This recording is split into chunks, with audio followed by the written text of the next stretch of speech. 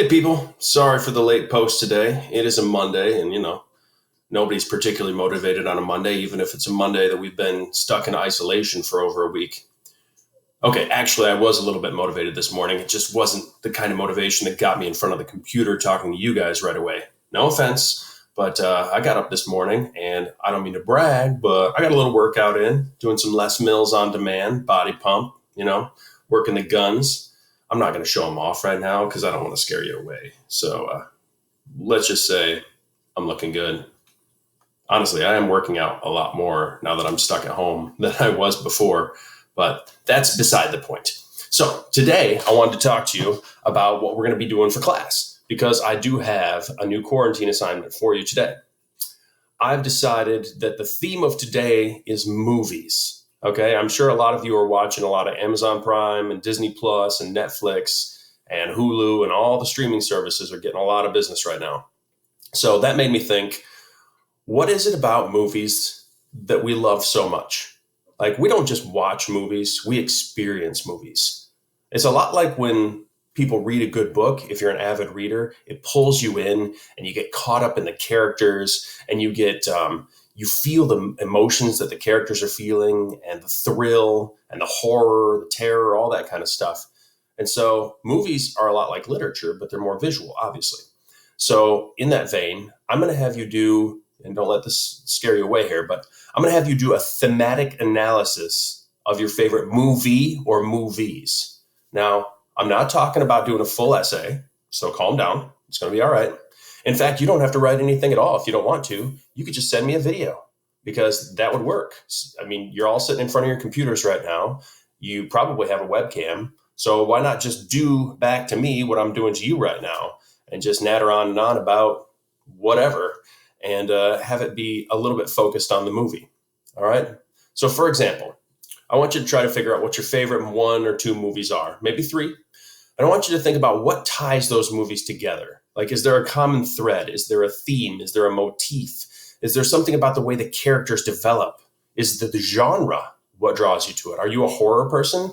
Are you a fantasy person? Sci-fi? Are you a thriller person? Like, edge of your seat, you just need that intensity? Maybe you're a comedy person. Maybe you like to escape the terrors of daily life. Who knows? Whatever it is about you, you know you better than anybody else knows you. So I want you to pick a couple of movies, and I want you to figure out what makes them similar.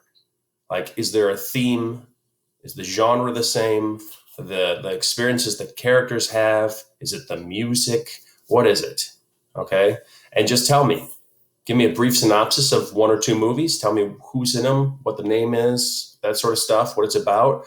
And then tell me why you connect with it, why you enjoy that movie so much. What is it about that movie that you enjoy? So I want you to reflect a little bit on yourself and then tell me at the very end, what do you think that means about you?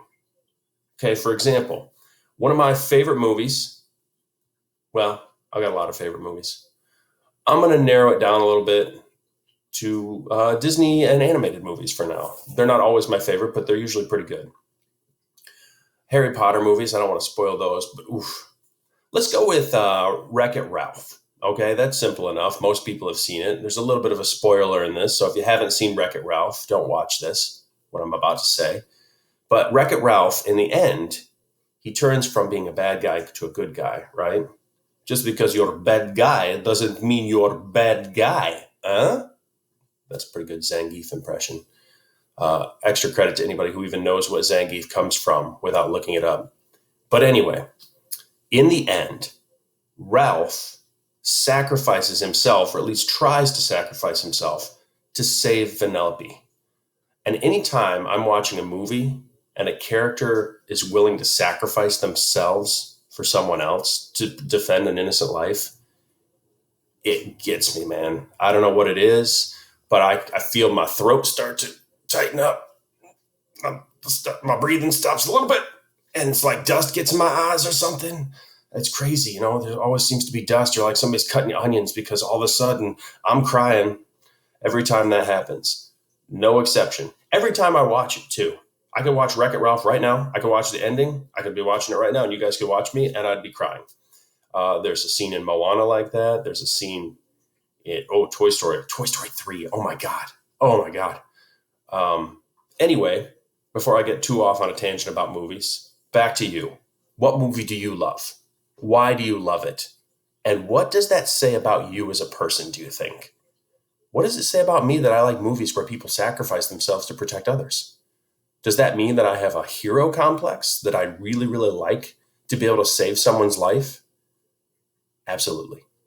I really do think that that's something about me. I'd like to be able to be in a situation where I have the ability to save a human life. I don't know why, but I do definitely have that hero, dream. And I think a lot of people do. So that's just something about me, something about movies. And that's something for you to do today. Not too hard. What'd your teacher tell you to do today? Watch a movie, make a video. That's about it. All right, cool. So I'm cool. You're cool. You got the whole day to do it. Try to get it in by 11:59 tonight. And remember, guys, like my hair is getting a little shaggy, and you have not even gotten close to getting 90% completion in any one class since day one, let alone in all of the classes. So if you want me to shave my head into a mohawk, I am perfectly willing to do that. But I need some participation on your side because I need a haircut soon. And it's either going to be my regular haircut or a mohawk. But I'm starting to look a little bit like scruffy, like homeless, like unkempt. I got to do something about it.